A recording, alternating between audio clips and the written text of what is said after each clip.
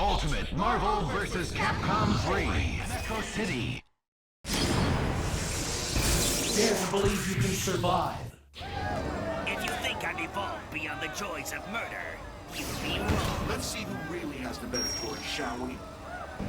So many ways to kill so little time. I have no mercy. Go for broke. Fight! Another character mastery video, this time's going to be of the AIM scientist George Charlton, otherwise known as M.O.D.O.K. This game really made me read a lot of, it got me back into American comics in terms of reading Taskmaster, getting into X-23 and stuff like that. But I actually never read a comic featuring M.O.D.O.K. But just through a quick Wikipedia look up, this character was created in 1967. That's by Stan Lee and Jack Kirby. And you kind of feel that appeal, or the classically evil, villain trope. So why am I making character mastery video of M.O.D.O.K? Because he's awesome, he's cool, his animations are great, he has a lot of personality in his moves. It makes you want to read one of his comics. You can see the model is very, very expressive just for me going forward, going back, sitting down, maybe doing his taunt. Come to me. You can see his maniacal expressions, right? So obviously as an animator, I always go to the animation. And one of the things I like about this guy is the fact that his canonical moves, because he was a scientist, he was a technician for AIM, and then he underwent a mutagenic experiment in order to increase his intelligence, and he gained hyperintelligence, however at the cost of having a mutated body and an enlarged cranium which couldn't support his overall body. So then he created what you see here called the Doomsday Chair, and this chair has all the killing mechanisms, and it supports his body. Now he stands for Mental Organism Only, Designed for Killing.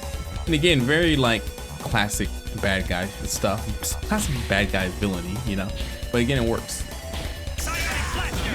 So awesome voice actor, as you can hear, cool moves. Even in his exploding bombs, he has a different animation for each one. He does that, he has that, and you see how his legs kind of contort with his body. And for the heavy one, and again, like a lot of personality in these moves, in my opinion. And when you have good animation, it comes out in the combos, something like that. And so just like, he's serious but he's goofy. Obviously in his OTG move, it seems like this is like an excrement shoot or something, where you can launch him back up, right?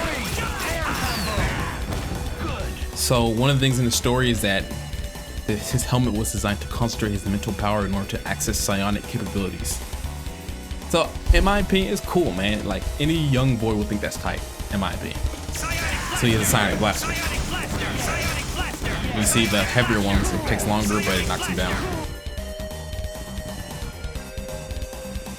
Even his hit sounds like it came straight out of a Marvin the Martian cartoon, like an 80s science fiction television show, like Star Trek or something.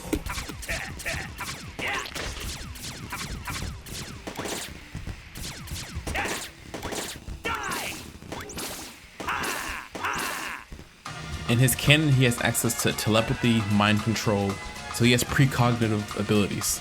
And so this all comes through his analysis. He can conjure up an analysis cube in order to analyze the opponent. When he analyzes the opponent, again, very canonical, right? When he analyzes the opponent, then he has access to higher level moves and just stronger moves. So it kind of translates to he has a toolkit to best defeat the opponent after analyzing him. This is his analyze cube. His light, medium, and heavy.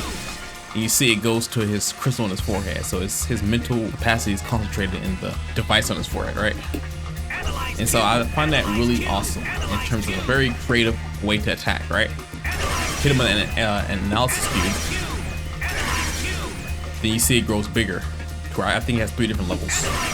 And so I can do a down forward special attack in order to access a better sonic blaster, right? Also, he has access to a jamming bomb when he has gathered enough analysis. It's so cool to say. So I have access to the jamming bomb. And when the opponent gets attacked by this, then all their directions are reversed. So for their button inputs, up is down, left is right. So it's hard for the opponent to move your character. Their controls are reversed, right? And so it kind of jams up their sensory organs, so to speak, you know?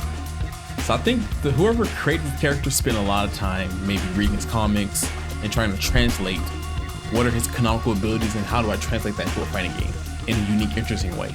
Even again, his shit-eating grin when he does that, I love it, you know?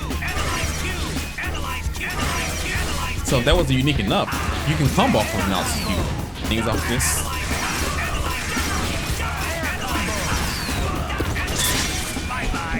You know, something like that. Because normally his special is like this.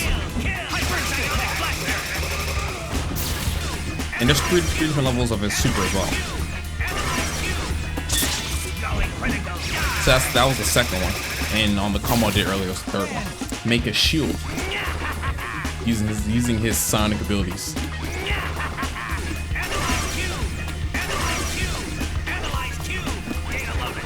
And you see that? So it gets bigger once I do the analysis view. So essentially this is all I want to say about this character. He's awesome. He has cool combos. He has a unique system to where his idle stance is he's in flight. He can also enter flight mode. And he has air dashes while he's in flight. And so this creates a unique situation to where I can insta overhead, right?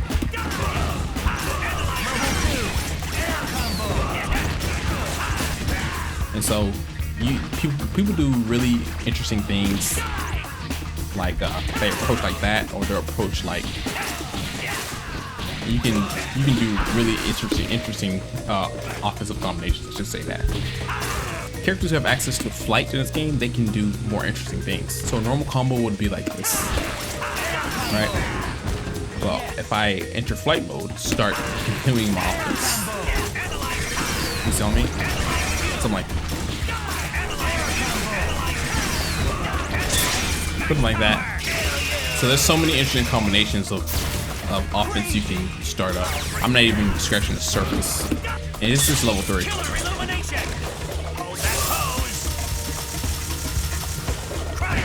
And that's about all I want to say. I usually follow this up with a mini combo video, and I'm going to be using a lot of analysis cubes because I just love that movie. So enjoy and thanks for watching.